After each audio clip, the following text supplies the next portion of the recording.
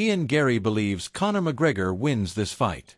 Din Thomas believes Max Holloway's pressure eventually breaks him down.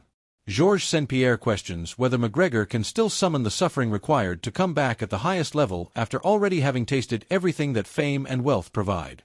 And Chael Sonnen, in the middle of all of this competitive analysis, decided to make a completely different argument, that the real story surrounding McGregor right now is not whether he can still fight, but a much more serious comparison between two categories of scandal that most fans have never actually thought through carefully. This fight has become a genuine battleground of expert opinion, and almost nobody actually agrees on what is going to happen. Start with the specific detail about how this fight actually came together, because McGregor's own account of the matchmaking process reveals something that complicates the simple narrative of this being a fight he specifically wanted from the beginning. He said directly that the UFC essentially handed him this matchup, that other potential opponents either could not get negotiations moving or would have required him to return to lightweight, something he was apparently unwilling to do. He named Jiří Procházka specifically as a fight that was discussed and seemingly agreed to, with McGregor saying yes immediately and then waiting weeks for a contract that never arrived. He suggested the UFC was essentially testing names against him to gauge his willingness, and that Holloway is simply the one matchup that actually solidified into a real, contracted fight. Oliveira was never discussed. Diaz was never discussed. The implication is clear. This is not a fight McGregor specifically campaigned for above all others. It is the fight that the UFC's matchmaking process actually produced after several other options failed to materialize. That detail matters because it reframes how seriously we should take McGregor's confident framing of Holloway as a personally selected target rather than simply the available opponent. When he describes Holloway as his son, when he insists he sees no meaningful difference between the fighter he faces now and the one he beat in 2013, that confidence is being projected onto a matchup that was, by his own account, somewhat circumstantial rather than specifically chosen. Now examine the specific predictions being made by people whose opinions actually carry weight in this sport, because the split here is genuinely informative rather than simply split for the sake of generating engagement. Garry, the welterweight contender who has built his own reputation partly on confident predictions, gave McGregor the win directly and explained his reasoning specifically. He acknowledged Holloway is elite, that he has fought the best the division has produced repeatedly. But his argument was about hunger as a variable separate from pure skill, that McGregor's inactivity, rather than simply eroding his sharpness, may also have built a specific kind of hunger that activates differently than it does for a fighter who has been competing continuously. Combined with McGregor's knockout power at the new welterweight limit, Garry believes that combination tips the matchup in McGregor's favor despite the layoff. Din Thomas took the opposite position, and his analysis went considerably deeper than a simple prediction. He questioned directly whether McGregor retains the sharpness, the speed, and the balance that made him historically difficult to read in his prime, not dismissing the knockout threat entirely, but treating it as one variable among several rather than the decisive factor. His specific path to a Holloway victory was built around footwork and pace management, Holloway staying consistently just outside McGregor's punching range while answering with steady volume, avoiding the exact kind of stationary exchange that would let McGregor's power become decisive. Thomas's argument was that the early exchanges in this fight specifically could test something psychological in McGregor, that finding himself in the kind of difficult, grinding exchange that defined his most painful recent losses could affect his composure in ways that go beyond pure technical analysis.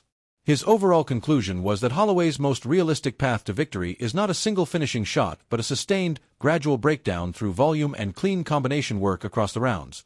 Precisely the kind of fight that punishes exactly the physical attributes that a 6-year layoff erodes fastest. Georges St-Pierre's perspective deserves particular weight because it comes from someone who has lived through exactly this specific psychological challenge himself, at the highest level, successfully. His point was not really about technique or game planning. It was about something more fundamental, that one of the hardest things in any combat sport is returning to the absolute peak of competitive sacrifice after a fighter has already tasted what fame and financial success actually feel like. Once an athlete has experienced that, the specific willingness to suffer through the genuinely brutal, repetitive, unglamorous demands of elite-level training becomes considerably harder to sustain. St-Pierre's framing was direct. Greatness requires constant suffering in training, and the question is not whether McGregor has the talent but whether he still has the willingness to put himself through what that level of preparation actually demands when he no longer needs to prove anything financially or in terms of legacy security. Now turn to the Chael Sonnen segment, because it represents a completely different kind of analysis from anything else circulating around this fight, and it deserves serious engagement on its own terms rather than dismissal as a tangent. Sonen's argument was specifically about how different categories of athlete scandal get processed differently by fans, media, and the sport itself. His core claim was that McGregor has never denied or hidden his personal recklessness, the partying, the legal troubles, the volatile public behavior. Sonen's point was that this kind of transparency about personal flaws, however damaging to reputation, is fundamentally different from accusations of cheating inside the actual competition. He made a specific and pointed comparison to John Jones's cocaine-positive test years earlier, recounting a conversation with Rashad Evans where Sonnen made the case that a fighter who would risk a positive test for a recreational substance that offers no competitive advantage and carries genuine legal and health risk would logically be even more willing to use something that actually helps athletic performance. Rashad, according to Sonnen, did not have a counterargument to that logic.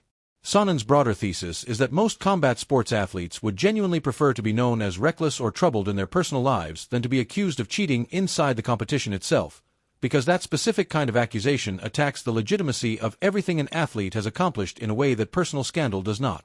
He framed it as a question of integrity that cannot really be repaired once seriously questioned, regardless of how much personal chaos a fighter has otherwise been transparent about.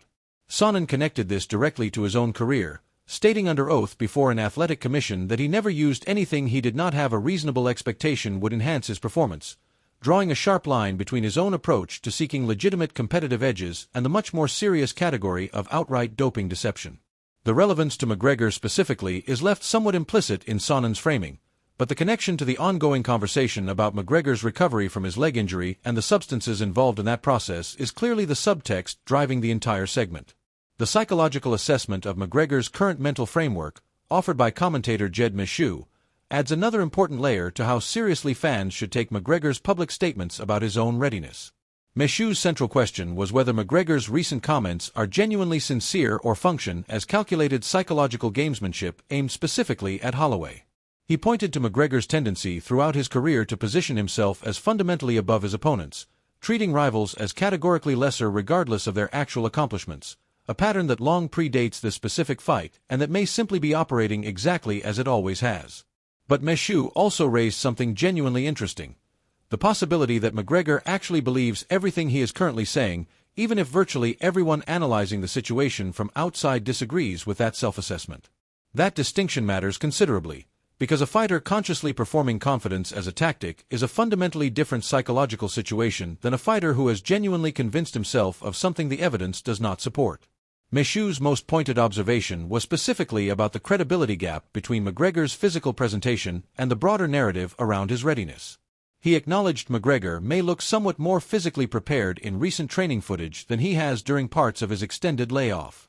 But he was direct that improved physical conditioning alone does not validate the broader narrative McGregor is constructing about his mental state, his motivations, or his actual competitive readiness. His argument was rooted in historical pattern rather than this specific situation, that there is limited evidence across McGregor's career suggesting he should be taken entirely at face value when discussing his own condition or his actual intentions heading into a fight. He allowed that certain adjustments to McGregor's training approach this time around might genuinely represent positive changes, but stopped well short of concluding that this specific version of McGregor represents a clearly more trustworthy or more competitively sound fighter than the version that appeared before his previous comeback attempt against Dustin Poirier. A comeback that ended in one of the most devastating injuries the sport has produced. There is a specific exchange worth examining closely because it gets at the core tension running through all of this analysis. McGregor was asked directly whether he genuinely believes he is the same fighter who beat Holloway twice over a decade ago, and the response captured the entire debate in miniature. The skepticism in the question was direct. Surely he does not actually believe that, given everything Holloway has accomplished and evolved since their last meeting. McGregor's answer was unflinching. Same reaction. Same movements. No meaningful difference. He acknowledged Holloway has added tools to his arsenal since their first fight but immediately minimized the significance of that evolution, framing it as additional technique layered onto a fighter who, in McGregor's assessment, remains fundamentally the same competitor he solved over a decade ago. The question genuinely worth sitting with is whether that statement reflects authentic belief or calculated psychological positioning designed specifically to needle an opponent McGregor knows has built genuine confidence heading into this fight. Both readings are plausible, and the people analyzing this fight most carefully, Sonnen, Meshew, Thomas, have explicitly declined to land definitively on either interpretation, which itself tells you something about how genuinely uncertain this entire situation actually is. Here is where all of this competitive and psychological analysis actually converges. McGregor is entering this fight with genuine knockout power that nobody seriously disputes, a layoff whose actual impact on his timing and conditioning remains fundamentally unknown until he is tested live, and a self-assessment of his own readiness that multiple credible voices in the sport are explicitly unwilling to simply accept at face value. Holloway is entering with documented volume, documented durability, documented pace across 5 rounds, and a recent history of genuine vulnerability when hurt cleanly that suggests this fight is not purely a one-sided conditioning mismatch in his favor either. What virtually everyone analyzing this fight agrees on, despite landing in different places on the actual prediction, is that the early rounds will tell the entire story. If McGregor's power and timing are still operating at anything close to their previous level, the door for an early finish exists and remains genuinely dangerous for Holloway regardless of his conditioning advantages. If the fight extends past those early exchanges without McGregor finding that finish, the consensus among the more skeptical analysts is that Holloway's pace, volume, and footwork specifically target every weakness that 6 years away from elite competition tends to produce. That is not a hedge. That is the actual shape of the uncertainty driving every single prediction circulating around this fight right now, regardless of which side of it any specific analyst has chosen to land on.